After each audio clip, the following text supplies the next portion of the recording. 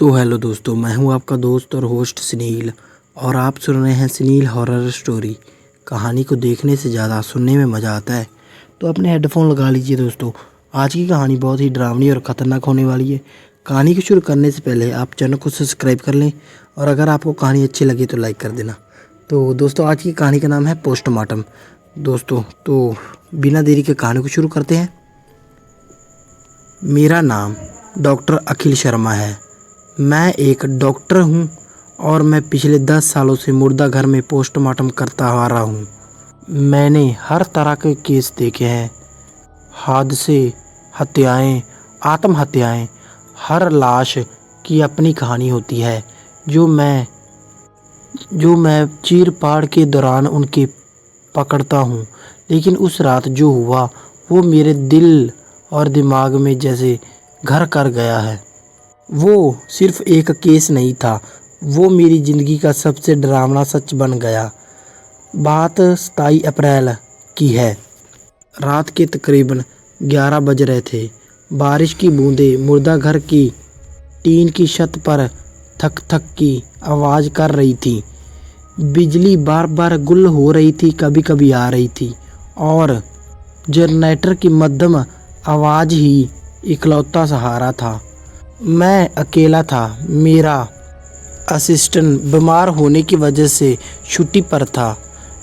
Table पर एक नया केस आया था, एक अनजान शव जिसे पुलिस ने शहर से बाहर इलाके में एक सुनसान गली के बरामद किया था। शव एक पुरुष का था। उसकी उम्र लगभग 35 या 40 होगी। चेहरा पीला पड़ चुका था, आंखें खुली हुई थीं और होठों पर सूखा खून जम चुका था। उसकी छाती पर गहरे घाव थे, जैसे किसी ने उसे चाकू से कई बार मारा हो।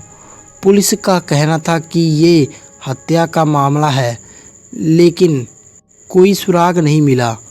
पोस्टमार्टम करके मुझे मौत की वजह और समय बताना था। मैंने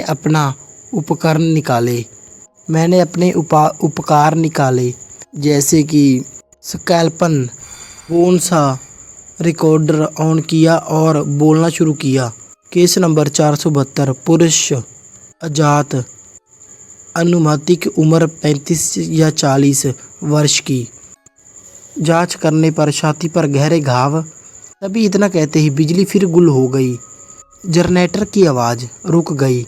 अंधेरा ऐसा था कि हाथ को हाथ ना सूझे। मैंने टॉर्च जलाई और जनरेटर चेक करने के लिए दरवाजे की ओर बढ़ा, लेकिन तभी एक आवाज़, हल्की लेकिन साफ, जैसे कोई सांस ले रहा हो। मैं ठिठर गया। मुर्दा घर में ऐसी आवाज़ आम नहीं होती। मैंने तुरंत ही टॉर्च की रोशनी टेबल की ओर घुमाई और इधर उधर देखा। जब मैंने उस शव की ओर टॉर्च घुमाई, शव वहीं था, बिल्कुल वैसे ही पड़ा था। मैंने खुद को तसल्ली दी, शायद हवा का शोर होगा। लेकिन जैसे ही मैंने कदम बढ़ाया, फिर वही आवाज़, इस बार और करीब से। मेरा दिल ज़ोर से धड़कने लगा। मैंने टॉर्च की रोशनी शव के चेहरे पर डाली। उसकी आंखें खुली थी, लेकिन अब वो मुझे देख रही थी। नहीं, ये मेरा वहम नहीं था।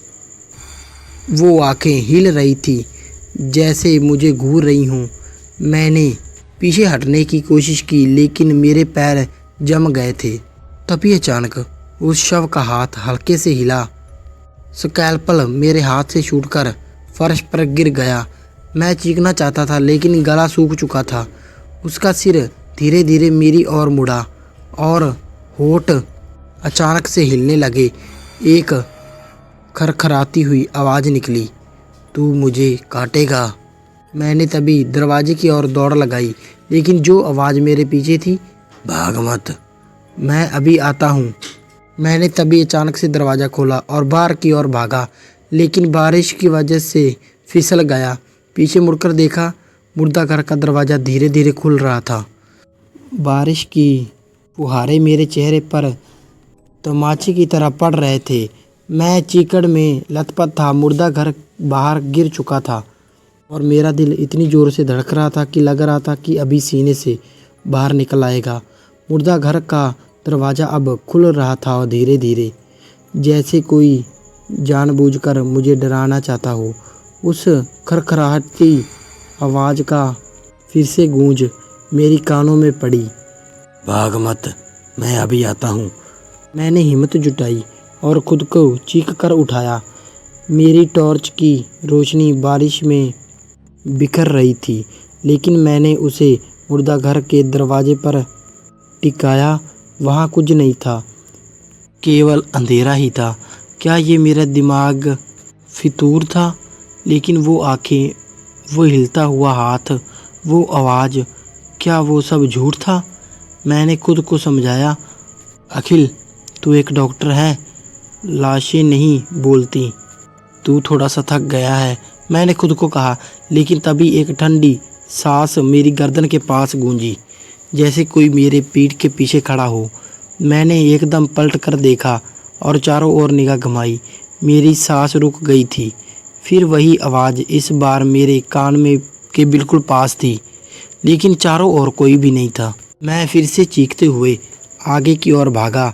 मुर्दा घर के पीछे एक पुराना कब्रिस्तान था, जहाँ सालों से कोई नहीं जाता था। बारिश की ने वहाँ मिट्टी को दलदल में बदल दिया था। मैं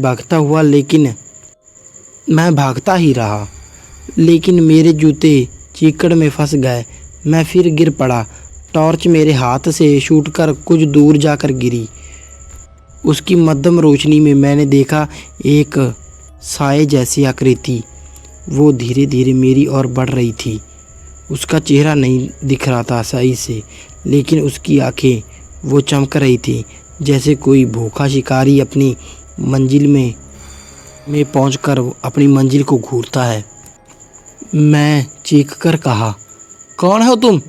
क्या चाहिए तुम्हें? आवाज़ में सिर्फ एक ठंडी हंसी आई, जो बारिश की वजह से मिलकर और भी डरावनी लग रही थी। वो आदमी, जो भी वो साया था, और करीब आ रहा था।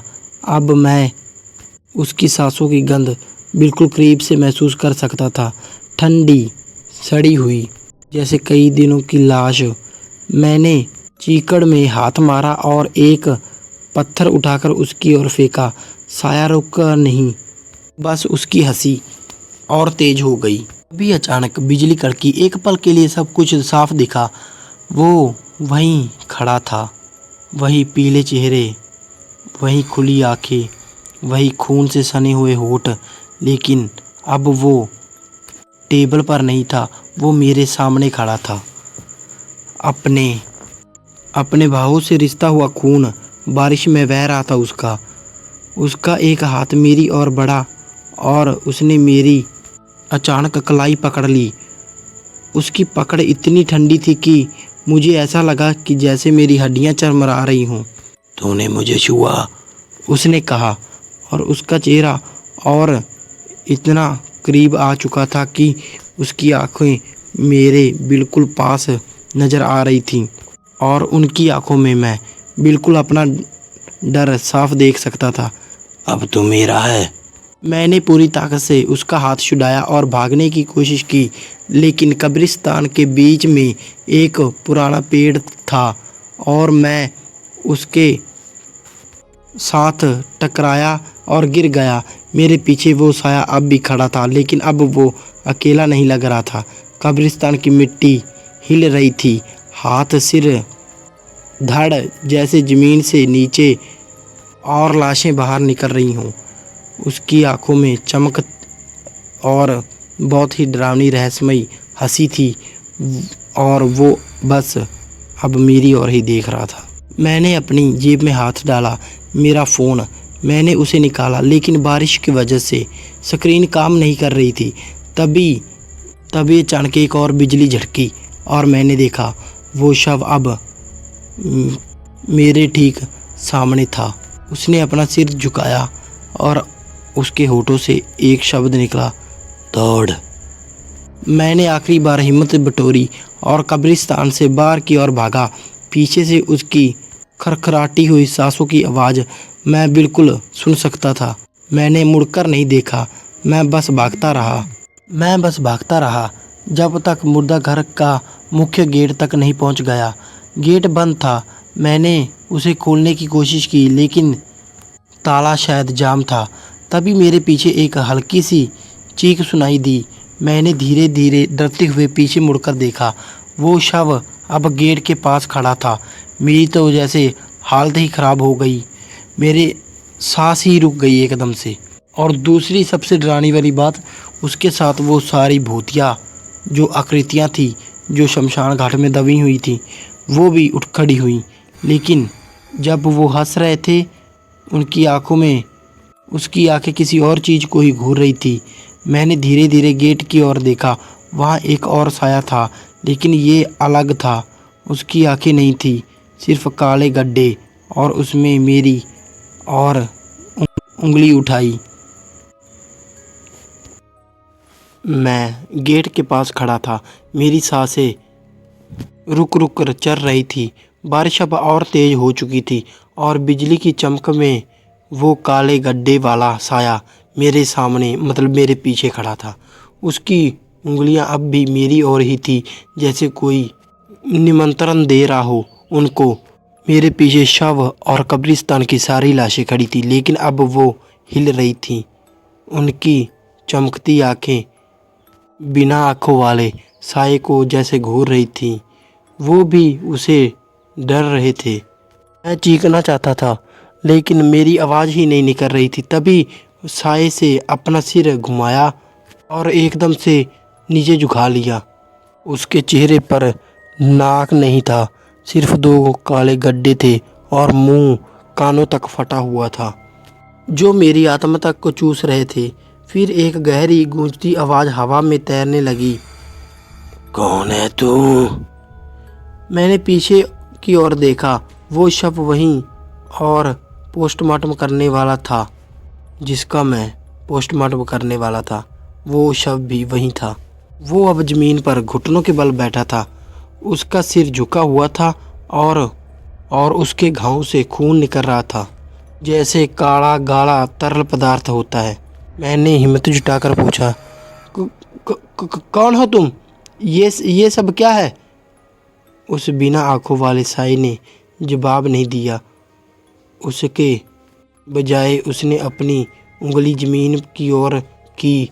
बारिश की बूंदों को मीच मिट्टी हिलने लगी। एक गड्ढा बनने लगा। उसमें से एक पुराना और सड़ा हुआ ताबूत उभर आया। ताबूत का ढक्कन खुला और उसमें से एक और लाश निकली। ये कोई इंसान नहीं था। उसकी हड्डियां टूटी हुई थीं और उसका शरीर आधा सड़ा हुआ था, लेकिन वो हिल रहा था। उसके हाथ में एक पुराना जंग लगा चाकू था, वही चाकू जिसके निशान उस शव या उस जिसका मैंने पोस्टमार्टम करना था उसकी छाती पर थे। मुझे कुछ भी समझ नहीं आ रहा था कि ये क्या हो रहा है, लेकिन तभी उस साये की आवाज़ फिर गूंजी। वो मेरा शरीर था, तूने उसे छुआ। मैंने तभी चीखकर कहा, मैंने कुछ नहीं किया, मैं फिर एक डॉक्टर हूँ। लेकिन मेरी आवाज़ बारिश और उसकी गूंज में खो कहीं गई। ताबूत से निकलती आकृति अब मेरी ओर ही बढ़ रही थी। उसका चाकू जंग लगा खून से बारिश में चमक रहा था। मैंने गेट को फिर से खोला, लेकिन वो अभी भी नहीं खुला। मेरे पीछे वो शव अब खड़ा हो गया था नीचे से। तभी उसने मेरी ओर देखा और उसके होठ हिलने लगे। वो मुझे ले जाएगा। मैंने उसे तुरंत पूछा, कौन ले जाएगा? ये साया कौन है? उसने जवाब दिया, लेकिन उसकी आवाज़ अब इंसानी नहीं। वो मौत सौदागर है जो मारते हैं। उनकी आत्माएं उनकी हैं।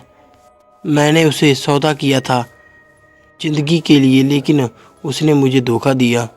मुझे अब सब समझ आ रहा था। ये कोई साधारण हत्या नहीं थी। वो शव जिसका मैं पोस्टमार्टम कर रहा था, उसने अपनी आत्मा किसी अधूरी ताकत को बेच दी थी, और वो साया वो मौत का सौदागर था।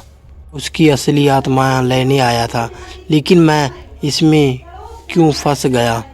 मैंने तो सिर्फ अपना काम किया था। तभी उस साये ने, उस सौदागर ने अपनी दोहें बाजू उठाई। हवा में एक ठंडी लहर गूंजी और कब्रिस्तान की सारी लाशें एक साथ चीखने लगी। उनकी चीखें इतनी भयानक थी कि मेरे कान बहरे जैसे हो गए। मैंने अपने कानों को ढक लिया, लेकिन वो आवाज़ मेरे दिमाग में घुस रही थी। ताबूत वाली आकृति अब मेरी इतनी करीब थी कि मैं उनकी सड़ी हुई सांसें महसूस कर सकता था। उनके चाकू उठाना मुझे पता चल गया था। उसने चाकू उठाया और अपनी आंखें बंद कर ली, लेकिन तभी एक तेज रोशनी चमकी। मैंने आंखें खोली। वो साया अब मेरे सामने नहीं था। ताबूत वाली आत्मा ज़मीन पर पड़ी थी और उसका चाकू टूटकर 2 टुकड़ों में बिखर गया था। वो शव, वो जो भी डेड बॉडी अब भी वहीं खड़ा था, लेकिन उसकी आंखों में चमक नहीं रही थी। उसने मेरी ओर देखा और कहा, तूने मुझे छुआ, अब वो तुझे नहीं छोड़ेगा। मैंने पूछा, क्या मतलब? लेकिन उसने जवाब नहीं दिया। उसका शरीर धीरे धीरे धूल में बदलने लगा। कब्रिस्तान की बाकी लाशों भी एक एक कर गायब हो रही थी। बारिश रुक चुकी थी और गेट अब खुल रहा था। मैंने दौड़कर गेट पार किया और मुर्दा घर से दूर भागा।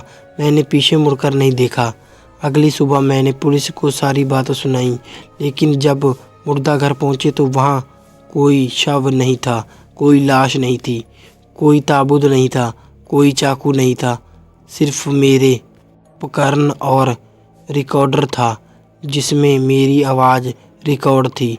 पुलिस ने इसे मेरा वहम माना और केस बंद कर दिया, लेकिन मैं जानता हूँ वो सच था, क्योंकि हर रात जब मैं सोने की कोशिश करता हूँ मुझे वो काले गड्ढे दिखाई देते हैं। वो मौत का सौदागर दिखाई देता है और एक अनजान आवाज़ मेरे कानों में गूंजती है, तू उसे छुआ, अब तुझे वो नहीं छोड़ेगा, अगली बारी तेरी है। आज भी ये बात सुनकर मेरे रोंगटे खड़े हो जाते हैं। तो दोस्तों, आज की कहानी इतनी ही सी थी। और कैसी लगी आपको कहानी? लाइक शेयर कमेंट करके ज़रूर बता देना। मिलते हैं इससे भी डरावनी और खतरनाक कहानी में। तब तक के लिए धन्यवाद।